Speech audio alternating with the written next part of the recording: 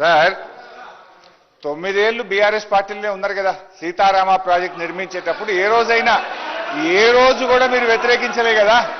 ఆ రోజు కూడా వ్యతిరేకించలే. ఎనీవే అయితే బీఆర్ఎస్ లో ఉంటే ఒప్పు, కాంగ్రెస్ లో పోతే తప్పైతుందా సార్? ఎనీవే ఇప్పుడు పొంగులేటి గారిని ఒక విషయంలో ఐ అప్రిషియేట్, వారికి ధన్యవాదాలు కూడా చెప్పాలి. నేను ఒక మాట ఏమన్నారంటే 2014 కంటే ముందు మేము 5,500 ఖర్చు పెట్టాం.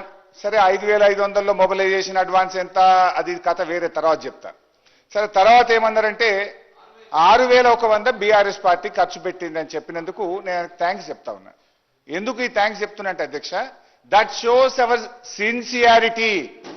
అంటే మేము 2014 జూన్ 2 అధికారంలో వచ్చిన తర్వాత 7-8 నెలల పాటు యథావిధిగా ప్రాణహితను కట్టాలని అన్ని ప్రయత్నాలు చేశాము, ప్రాజెక్టును కొనసాగించాము.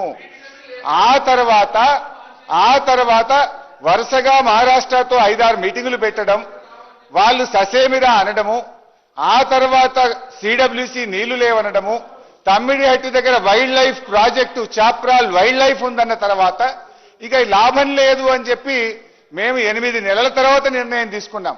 మేము ముఖ్యమంత్రి గారు చెప్పినట్టు ప్రీ డిటర్మైండ్ లేము. అన్ని ప్రయత్నాలు చేసిన తర్వాత మహారాష్ట్ర ఒప్పుకోలేదు. ఇది ఒకటి అధ్యక్ష. అరే ఏం సార్ ఇది?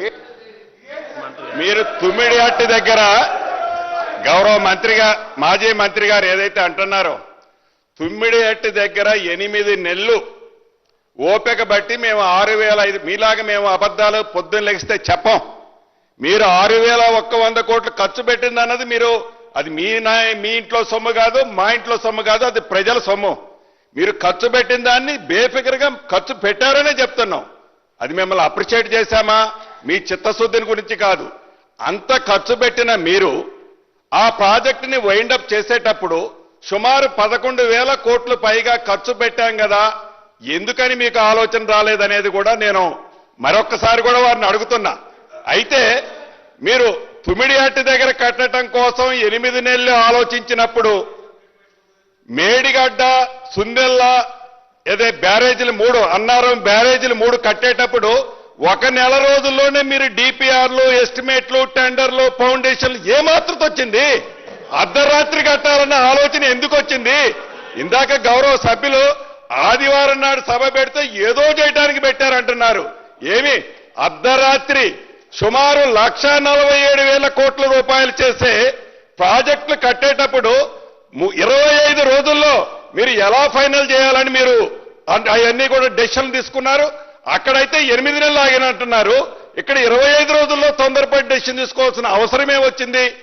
ఒక్కసారి గుమ్మడికాయల దొమ్మ అంటే మీ వెనక మీ స్వార్థం, ఎలా మనం కొల్లగొట్టాలి, ఏం చేయాలి, ఈ కొల్లగొట్టే దాన్ని ఆలోచనతో మీ తాపత్రయం తప్ప తెలంగాణ ప్రజల కోసం మీ తాపత్రయం ఏంటన్నది ఆ కమిషన్ రిపోర్ట్ చెప్తుంది అధ్యక్ష.